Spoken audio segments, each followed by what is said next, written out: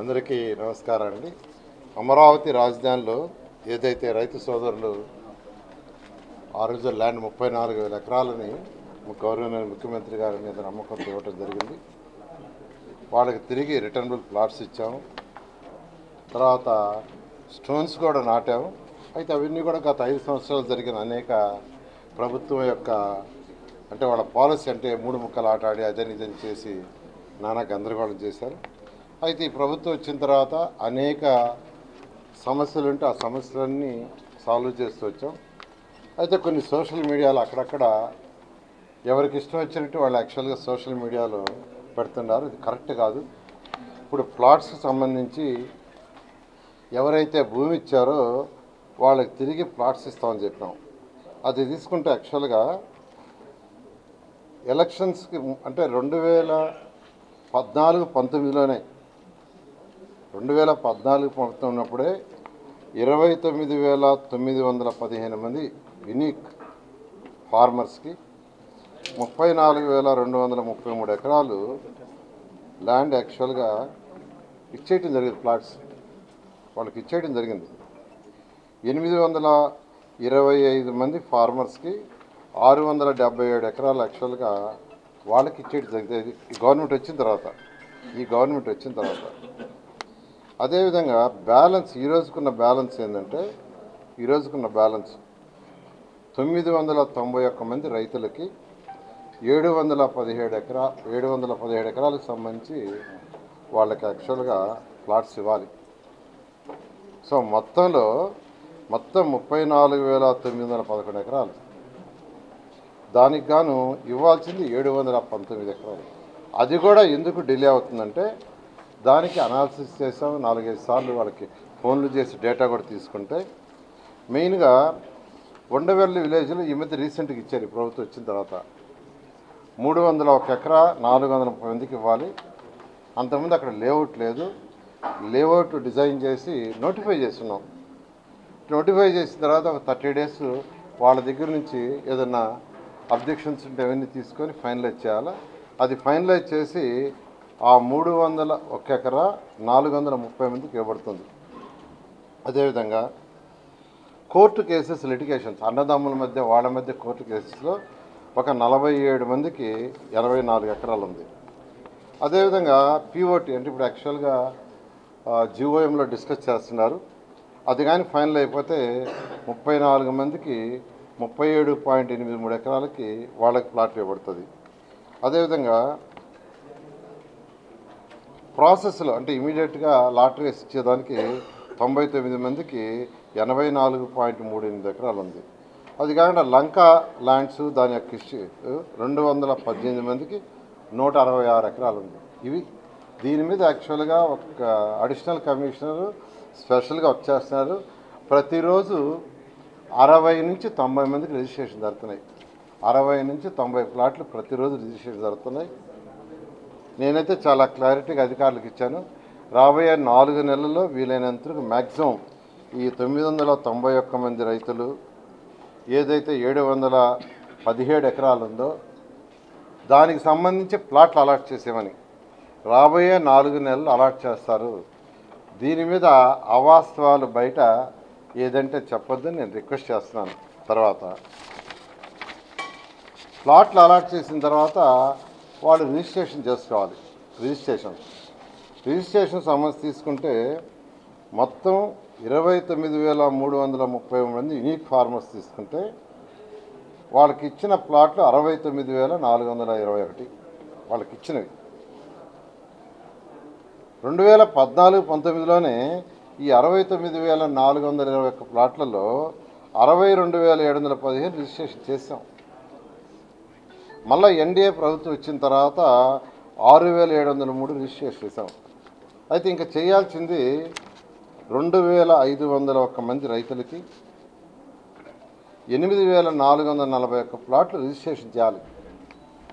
అయితే దానికి కూడా యాక్చువల్గా వాళ్ళందరికీ 4-5 సార్లు ఫోన్ చేసి సిఆర్డీ వాళ్ళే రిక్వెస్ట్ చేస్తారు రిజిస్ట్రేషన్ చేసుకోమని.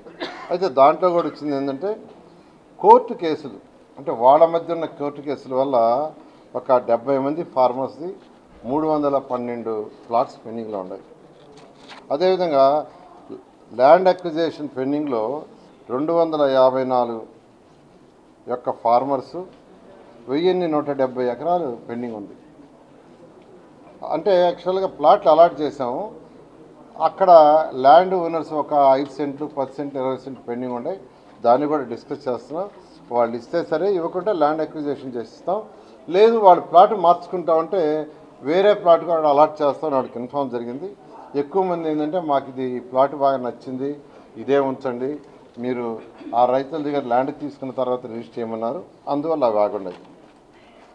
అదేవిధంగా డిస్ప్యూట్స్ వల్ల 450 మంది రైతులు 1889 ప్లాట్లు పెండింగ్ ఉంటాయి. వాళ్ళ డిస్ప్యూట్స్, ఇది అన్నదమ్ములు కావచ్చు, ఫాదర్ మదర్ కావచ్చు. తర్వాత పిఓటి కేసెస్ 78 మంది రైతులు 208. జీఓఎం అది క్లియర్ చేస్తే ఇది కూడా ఫైనల్గా చేస్తాం. అదేవిధంగా ఎండోమెంట్స్ యొక్క డిస్ప్యూట్స్ 32 ఎకరాలు 69 ప్లాట్ పెండింగ్ ఉన్నాయి. అదేవిధంగా లంక అసైన్మెంట్ ల్యాండ్స్ 170 మంది ఫార్మర్స్ 337, అది కొద్దిగా ప్రాబ్లం ఉంది, దాన్ని కూడా సాల్వ్ చేస్తాం. చనిపోయి ఎవరైతే అగ్రిమెంట్ చేశారో చనిపోయో వాళ్ళ వారసులకు ఎవరికి ఇవ్వాలనే దానికి వాళ్ళు అఫిడవిట్తో రావాలి. అలాంటి కేసులు 306, ప్లాట్లు వచ్చి 636. అదేవిధంగా NRIs out of station phone చేస్తే మేము అవుట్ ఆఫ్ స్టేషన్ ఉన్నామని, కొందరు ఎన్ఆర్ఐలు మేము వచ్చి చేసుకుంటామని 444 ప్లాట్స్. అదేవిధంగా బ్యాలెన్స్ రిజిస్ట్రేషను అంటే ఇమీడియట్గా చేయడానికి ఉండేది 491 మంది ఫార్మర్స్ 1981 ప్లాట్లు, అవి రోజు 60 నుంచి 90 అవుతున్నాయి. అదేవిధంగా యాన్యుటీలో కూడా రకరకాల ప్రచారాలు చేస్తున్నారు. యాన్యుటీ తీసుకుంటే ఈ ప్రభుత్వం వచ్చిన తర్వాత 9th and 10th annuity clear చేశాము. కేవలం 319 మందికి 1,03,00,000 పెండింగ్ ఉంది. అదేవిధంగా 11th ఇయర్ యాన్యుటీ అది తీసుకుంటే 484 మందికి 3.15 కోట్లు పెండింగ్ ఉంది. దానికి కారణం ఏంటంటే, ఒకటి కోర్టు కేసులు ఉండటం వల్ల, అంటే ఒక అతనికి ఇవ్వాలా, ఇంకొక అతను వచ్చి నా ల్యాండ్ మీరు యాన్యుటీ ఇవ్వద్దనటం, వాళ్ళ యొక్క డిస్ప్యూట్స్ వల్ల ఆగింది. తర్వాత డెత్ అయిపోతే ఎవరికైతే యాన్యుటీ ఇస్తున్నామో చనిపోయారో వాళ్ళ వారసులు ఎవరు అనేది వాళ్ళు వచ్చి మనకు వాళ్ళ డిక్లరేషన్ అది ఇవ్వలేదు. తర్వాత ఈ బ్యాంకులు యాక్చువల్గా వాళ్ళ అకౌంట్ మారటం వల్ల వేసిన అమౌంట్ బ్యాక్ వచ్చింది, వాళ్ళకి మళ్ళీ ఫోన్ చేసి అకౌంట్ ఓపెన్ చేస్తే, ఈ విధంగా సిఆర్డీఏలో ప్రత్యేకంగా ఒక అడిషనల్ కమిషనరు ఈ యాన్యుటీ కావచ్చు, ల్యాండ్ ఇచ్చిన ప్లాట్ అలాట్ చేయడం కావచ్చు, రిజిస్ట్రేషన్ కావచ్చు చాలా చక్కగా జరుగుతుంది. నేను ఒకటే రిక్వెస్ట్ చేసేది, ఇవన్నీ కూడా చేయగలిగిన అన్ని కోర్టు కేసులు కాకుండా 4 నెలల లోపల పూర్తి అయ్యేటట్టుగా ఒక స్పెషల్ డ్రైవ్ చేస్తున్నాం. కాబట్టి దీని మీద అవాస్తవాలు యాక్చువల్గా సోషల్ మీడియాలో చేయొద్దని మరొకసారి రిక్వెస్ట్ చేస్తున్నాను. రైతు సోదరులందరికీ నేను చాలా ఎవ్రీ ఆల్టర్నేట్ డే నేనైతే సిఆర్డీఏలో దీని మీద రివ్యూ చేస్తున్నా. అదేవిధంగా ఎవరైతే అక్కడ తహసీల్దార్లు కావచ్చు, రిజిస్ట్రేషన్ చేసేవాళ్ళైతే రోజు మార్చి రోజు పిలిచి ఈరోజు ఎన్ని చేశారని చాలా క్లియర్గా అడుగుతున్నా. 4 నెలల్లో పూర్తి చేస్తాను మరొకసారి తెలియజేస్తాను. Thank you.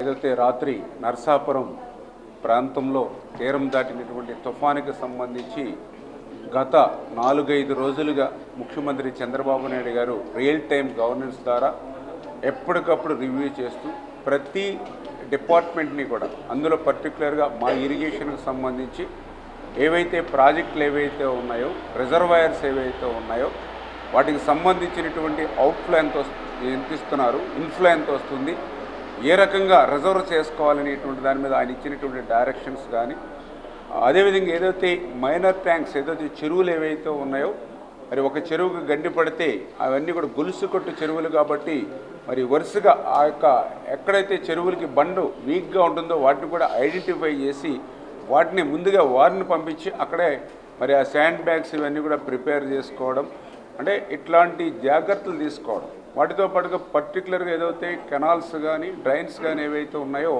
వాటికి కూడా వాటర్ ఫ్రీ ఫ్లో అయ్యేటువంటి విధంగా అడ్డంకులు ఏవైతున్నాయో వాటిని తొలగించడం, ఇట్లాంటి ముందు జాగ్రత్తలు కొంతమేర తీసుకోవడం ద్వారా ఏదైతే తుఫాను వల్ల వచ్చినటువంటి నష్టాన్ని మరి కొంతమేర తగ్గించుకుంటూ రావడం జరిగినటువంటి పరిస్థితిని సందర్భంగా తెలియజేసుకుంటూ, అందులో భాగంగా ఈరోజు కూడా ఏదైతే మా ఇరిగేషన్ శాఖకు సంబంధించి సిఈలు కానీ ఎస్సీలు కానీ ఎవరైతే గ్రౌండ్ లెవెల్లో ఉన్నటువంటి అధికారులందరితో కూడా మేము ఉన్నతాధికారులందరూ కూడా కాన్ఫరెన్స్ కూడా తీసుకుని ఈరోజు ఉన్నటువంటి పరిస్థితిని కూడా ఈరోజు సమీక్షించడం జరిగింది.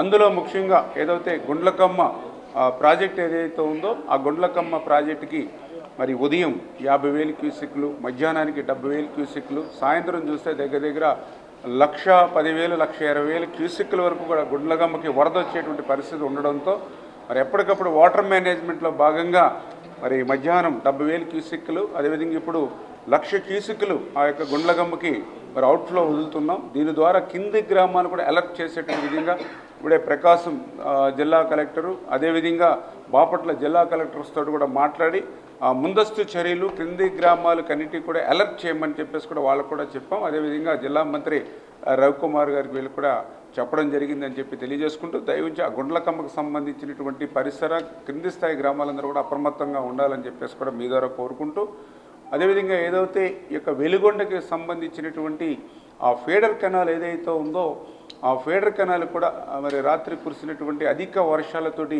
ఆ ఫీడర్ కెనాల్ కూడా గండిపడి, ఎందుకంటే మీ అందరికీ తెలుసు ఆ వెలిగొండ జాతికి అంకితం అంటూ చేశారు తప్ప ఆ ఫీడర్ కెనాల్ ఫోన్లు ఎక్కడికక్కడ అస్తవ్యస్తంగానే వదిలేసినటువంటి పరిస్థితి. గతంలో కూడా మేము ఇన్స్ట్రక్షన్ చేసినప్పుడు కూడా మరి చిన్నపాటి 100 క్యూసెక్కులు నీరు వస్తే గండి పడిపోయే ప్రమాదం ఉందన్నాం. అదే నిన్న గండి పడినటువంటి పరిస్థితి. దాంతో ఫీడర్ కెనాల్లోకి నీరు చేరి మరి ఏదైతే 1-2 గ్రామాలను కూడా నీళ్లు ముంచెత్తడం, అదేవిధంగా ఆ ఫీడర్ కెనాల్లో నీరు ఏదైతే మన టన్నెల్ 1 అండ్ టన్నెల్ 2 వెలుగొండ ఏదైతే ఉందో ఆ టన్నెల్ 1, 2 కూడా ఆ ఫీడర్ కెనాల్ నుంచి బ్యాక్కి వాటర్ అంతా కూడా టన్నెల్లోకి దగ్గర దగ్గర 9 కిలోమీటర్ల వరకు కూడా ఆ టన్నెల్లోకి వాటర్ పోవడం కూడా గుర్తించడం జరిగింది. తద్వారా వెంటనే ఎవరైతే అక్కడ 250 మంది కార్మికులు కూడా టన్నెల్లో ఎవరైతే పనిచేస్తూ ఉన్నారో వాళ్ళందరినీ కూడా సురక్షిత ప్రాంతాలకి మరి వాళ్ళను కూడా పడవల ద్వారా తరలించడం జరిగిందని చెప్పి తెలియజేసుకుంటూ, అధికారులు కూడా స్పష్టంగా, ఎందుకంటే వెలిగొండ ప్రాజెక్ట్ అనేది మనకి అత్యంత అవసరమైనటువంటి రేపు 2026కి పూర్తి చేయాలనేటువంటి ప్రాజెక్టు కాబట్టి మళ్ళీ ఇమ్మీడియట్లీ ఏదైతే ఆ యొక్క టన్నెల్స్లోకి వచ్చినటువంటి వాటర్ని అంతటిని కూడా మళ్ళీ డీవాటరింగ్ చేసి ఇమ్మీడియట్లీ మళ్ళీ ఆ పనులు కూడా మనం వెంటనే చేపట్టేటువంటి విధంగా చర్యలు తీసుకోమని చెప్పేసి కూడా అధికారులు కూడా ఆదేశించడం జరిగిందని చెప్పి కూడా తెలియజేసుకుంటూ, అదేవిధంగా ఏదైతే ఉత్తరాంధ్రలో కూడా పర్టికులర్గా ఏదైతే వర్షాలు కురుస్తున్నటువంటి వర్ష నీరంతా కూడా బహుదాకి రావడంతో అక్కడ కూడా కొంత వరద పరిస్థితి ఉంటే దాన్ని కూడా అక్కడ కంట్రోల్ చేసుకుంటూ అక్కడ అధికారులు కూడా అప్రమత్తంగా ఉండమని చెప్పడం కూడా జరిగిందని ఈ సందర్భంగా తెలియజేసుకుంటూ, ఏదైతే ఈవేళ అధికారులు కూడా స్పష్టంగా ఆదేశాలు ఇస్తూ ఉన్నాం. మన ఇరిగేషన్కి సంబంధించి ఎక్కడైతే చెరువులకు కానీ కాలువలకు కానీ డ్రైన్స్ కానీ ఎక్కడైనా గండ్లు పడితే మరి T27 అకౌంట్ ఏదైతే మరి కలెక్టర్కి ఏదైతే మనం ముఖ్యమంత్రి గారు నిధులు ఇచ్చారో దానిలో భాగంగా అటువంటి అత్యవసర పనుల కింద అనుమతులు తీసుకొని యుద్ధ ప్రాతిపదికన ఆ గన్నులు పుడిచేటువంటి కార్యక్రమం కూడా, ఎందుకంటే మళ్ళీ మీరు ఎస్టిమేషన్ వేసి ఇరిగేషన్ శాఖ పంపించి పాలనానుమతి తీసుకుని పనిచేయడం కాకుండా ఇమ్మీడియట్లీ అక్కడ కలెక్టర్స్ అనుమతులు తీసుకుని అత్యవసర పనుల కింద వాటిని కూడా పూర్తి చేయమని చెప్పేసి కూడా అధికారులు కూడా ఆదేశించినటువంటి పరిస్థితి అని చెప్పి ఈ సందర్భంగా మరి తెలియజేసుకుంటూ, మరి నిన్నటి వరకు నిండు కుండల్లా మరి జలకలతో ఉట్టుపడేటువంటి జలాశయాలు అటువంటి స్థితిలో అనుకోనిటువంటి ఫ్లాష్ ఫ్లడ్స్ వచ్చినప్పటికి కూడా ఈ రకంగా చంద్రబాబు నాయుడు గారి యొక్క సూచనలతో ఎప్పటికప్పుడు ఇన్ఫ్లో అవుట్ఫ్లో క్యాలిక్యులేట్ చేసుకుంటూ వాటర్ మేనేజ్మెంట్ చేశాం కాబట్టి కొంతమేర ఈ ఇంత పెద్ద తుఫాన్ నుంచి కూడా కొంతమేర ఈ ప్రాజెక్టులు కానీ రిజర్వాయర్లు కానీ కొంతమేర రక్షించుకోగలిగాం. ఖచ్చితంగా రాబోయేటువంటి 2-3 రోజులు కూడా అధికారులను కూడా తీరం దాటిందని ఎక్కడ కూడా నిర్లక్ష్యంగా లేకుండా రాబోయే 2-3 రోజులు కూడా అలర్ట్గా ఉండమని చెప్పేసి కూడా అధికారులందరూ కూడా ఆదేశించడం జరిగింది. ఏదైతే బుడమేరుకు సంబంధించి గత 2 రోజుల క్రితం అయితే రెయిన్స్ ఎక్కువ చెప్పారు. దగ్గర మరి ఒక్కరోజే 145 mm చెప్పినటువంటి పరిస్థితి ఉంది. అటువంటి స్థితిలో బుడమేరుకి ఏదైనా వరద ప్రమాదం ఉంటుందని మేము భావించినప్పటికీ ఏదైతే దానిలో భాగంగా ఆ బుడమేరు డైవర్షన్ ఛానల్ నుంచి కృష్ణానదికి వాటర్ పంపించేటువంటి విధంగా అటువంటి ఫ్లడ్ వచ్చినప్పుడు, అదేవిధంగా ఏదైతే ఆ యొక్క బుడమేరు డైవర్షన్ ఛానల్ సంబంధించి వెలగలేరు రెగ్యులేటర్ ఏదైతే ఉందో మొన్ననే మేము 2 కోట్ల రూపాయలు పెట్టి గేట్లన్నీ కూడా కొత్త గేట్లను బిగించడం జరిగింది. అవన్నీ కూడా మళ్ళీ గేట్లు కూడా మేము ఒకసారి క్రాస్ చెక్ చేసుకున్నాం. అంటే అటువంటి ఫ్లడ్ వస్తే ఆ గేట్లు అది ఎత్తడానికి ఇట్లకి, ఎందుకంటే లాస్ట్ టైం బుడమేరు ఫ్లడ్ వచ్చినప్పుడు గేట్లు కూడా ఓపెన్ కాల, అంచేత వాటి కొత్త గేట్లు కాబట్టి వాటిని రీచెక్ చేసుకోవడం. అదేవిధంగా ఆ వెలగలేరు రెగ్యులేటర్ నుంచి ఎరికేపాడు యూటీ ఏదైతే ఉందో అక్కడ కూడా మధ్యలో ఉన్నటువంటి ఫ్లో అయ్యేటువంటి వాటిని సరి చేసాం.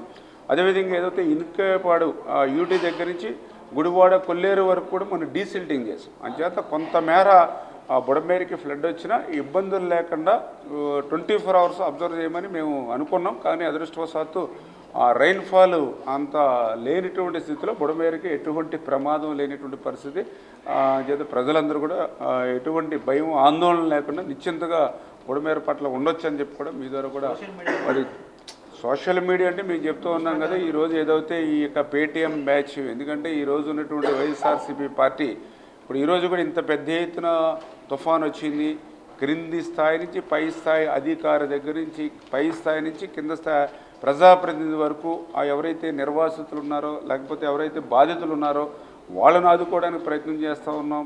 10 రూపాయలు ఉంటే వాళ్ళకి సాయం చేస్తూ ఉన్నాం, దాతలు అన్నం పెడుతూ ఉన్నాం. ఇటువంటి సహాయ కార్యక్రమాలు చేయవలసినటువంటి ఆ వైఎస్ఆర్సీపీ పార్టీ అందులో పాలుపంచుకోవడం అని దీన్ని కూడా బురద చేసేటువంటి కార్యక్రమాలు, దీని మీద కూడా పేటీఎం ద్వారా అసత్యమైనటువంటి, ఎందుకంటే నేను నర్సాపు నుంచి బీపు తెప్ప వెళ్తూ ఉంటే మీ మీడియాకు సంబంధించిన ప్రజాప్రతినిధులు చెప్పారు, మేము బీపు తెప్ప వెళ్తుంటే అసలు చెట్లు కానీ ఇవి కానీ అంత ఆందోళనగా ఉన్నటువంటి స్థితిలో మా కళ్ళెదరే రోడ్డు మీద చెట్టు పెడితే వితిన్ 10 minutesలో కట్ చేసి రోడ్డు క్లియర్ చేశారని చెప్పినటువంటి పరిస్థితి. అంటే ఎప్పటికప్పుడు అట్లా యంత్రాంగం రెడీగా ఉన్నటువంటి పరిస్థితి. ఎక్కడికక్కడ కరెంటు పోల్స్ వైర్లు కట్ అవుతే మళ్ళీ యుద్ధ ప్రాతిపదికన మళ్ళీ మార్నింగ్ నుంచి అన్నీ కూడా పునరుద్ధి ఇచ్చాం. ఎక్కడికక్కడ పెద్ద ఎత్తున వేలాది మందిని మరి ఏదైతే ఈ రిహాబిలిటేషన్ సెంటర్లకు తరలించాం. రాత్రి కూడా మేము కూడా వాళ్ళతో కలిపి భోజనం చేసాం, నాణ్యమైనటువంటి భోజనం, రుచికరమైన భోజనం. అంటే ఇంత చక్కగా ఈ యుద్ధ ప్రాతిపదికన ఇంతమంది ఇన్వాల్వ్ అయ్యి కార్యక్రమాలు చేస్తున్నప్పుడు, ఇటువంటి ప్రకృతి విపత్తులు వచ్చినప్పుడు ఇది రాష్ట్రానికి తెలుగు జాతికి వచ్చినటువంటి విపత్తు కాబట్టి ఇక్కడ అధికార పక్షమా ప్రతిపక్షమా అని లేకుండా అందరూ కలిసి పనిచేయవలసినటువంటి స్థితిలో కూడా ఇటువంటి క్షుద్ర రాజకీయాలు చేసేది ఒక వైఎస్ఆర్సీపీ పార్టీకి ఈ దేశంలో చెల్లినటువంటి పరిస్థితి.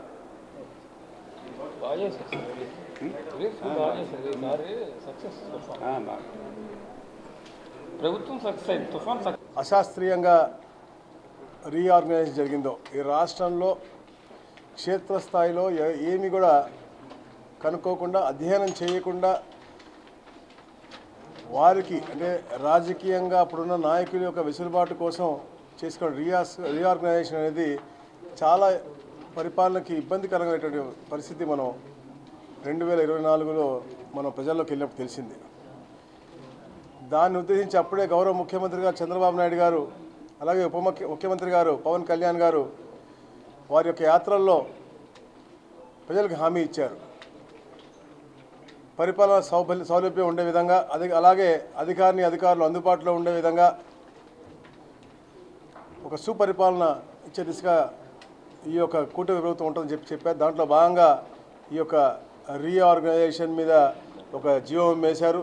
దాన్ని గతంలో మేము 3 సార్లు మీటింగ్ వచ్చింది. అది నిన్న గౌరవ ముఖ్యమంత్రి గారితో మేము మా నివేదిక గురించి చర్చించడం, వారు కొన్ని గైడ్లైన్స్ ఇచ్చిన తర్వాత దాన్ని విధి విధానాలని కూడా క్షేత్రస్థాయిలో అధ్యయనం చేసి పెట్టే విధంగా ఈరోజు ముఖ్యంగా అధికారులతో అలాగే జీవోం అందరం కూడా, ఎందుకంటే మండలాలు విభజన చేయకుండా అలాగే పంచాయతీలు విభజన చేయకుండా ఏదైతే అశాస్త్రీయంగా నియోజకవర్గాలు కొన్ని అటు కొన్ని ఇటు ఉన్నాయో అలాగే కొన్ని 2 డివిజన్లలో కూడా చాలా అంటే పరిపాలన అలాగే అడ్మినిస్ట్రేషన్ అంతా కూడా అంటే కలిసి చేసే విధంగా లేకుండా, అంటే పొలిటీషియన్ అడ్మినిస్ట్రేషన్ కలిసి చేసే విధంగా లేకుండా ఉన్నాయి. అన్నీ కూడా సరి చేసుకుని ఒక మంచి ప్రణాళికతో ముందుకు రావాలని చెప్పేసి గౌరవ ముఖ్యమంత్రి గారు కోరారు. దానికోసమే ఈరోజు 3 గంటల సేపు కులంకుషంగా చర్చించాం, ఒక కొలికి వచ్చాం. ఇంకా ఫైన్ కొన్ని చెప్పారు మా మంత్రివర్యులందరూ కూడా ఎలా డిజైన్ చేస్తే ఇంకా బాగుంటుందని. అవన్నీ కూడా మళ్ళీ మండే కానీ ట్యూస్డే కానీ ఫైనల్ మీటింగ్ పెట్టుకుని ఆ నివేదికని గౌరవ ముఖ్యమంత్రి గారి దృష్టికి తీసుకెళ్తాం. 1 by 1. సో లోతుగా జరిగిన ఈ కసరత్తులో భాగంగా కేంద్ర ప్రభుత్వం వచ్చే సంవత్సరం చేపట్టబోయే భారతదేశ వ్యాప్తంగా చేయాల్సిన సెన్సస్ని అనుగుణంగా ఉండే విధంగా సమయాన్ని కూడా దృష్టిలో పెట్టుకుని ఎంతవరకు మాకు ఆ వెసులుబాటు ఉందో, ఏ స్థాయిలో మేము దానిపైన లోతుగా అధ్యయనం చేసి చేయగలుగుతామో దానికే పరిమితం అవ్వాలని మా గ్రూప్ ఆఫ్ మినిస్టర్స్ ఈరోజు నిర్ణయించుకున్నారు. సో పునర్విభజన జరగక ముందు సెన్సస్ జరుగుతుంది. సెన్సస్కి మేము అందించాల్సిన సమాచారం మన రాష్ట్ర ప్రభుత్వం నుంచి ఖచ్చితంగా నియోజకవర్గ స్థాయి నుంచి, జిల్లా స్థాయి నుంచి, అదేవిధంగా రెవెన్యూ డివిజన్ స్థాయి నుంచి ఆ వివరాలు పూర్తిగా సేకరించి త్వరలోనే ఒక నివేదిక గౌరవ ముఖ్యమంత్రి గారికి, క్యాబినెట్కి మేము సమర్పిస్తాం.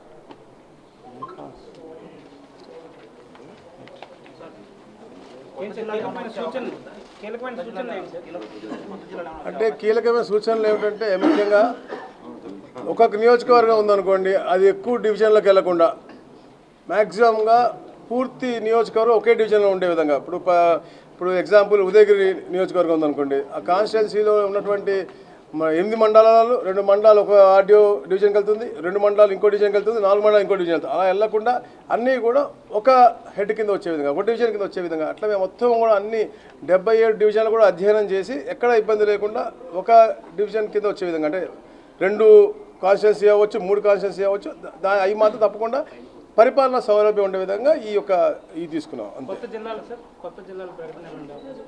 దాని మీద పూర్తిగా అధ్యయనం చేస్తూ ఉన్నాం. గతంలో మేము ఇచ్చిన ప్రామిసెస్ అవ్వచ్చు, చెప్పే కదా, ఏదో అశాస్త్రీయంగా చట్టంలో జరిగినాయో అవన్నీ కూడా సరి చేసుకుంటూ ఎక్కడెక్కడ అవసరం ఉంటాయి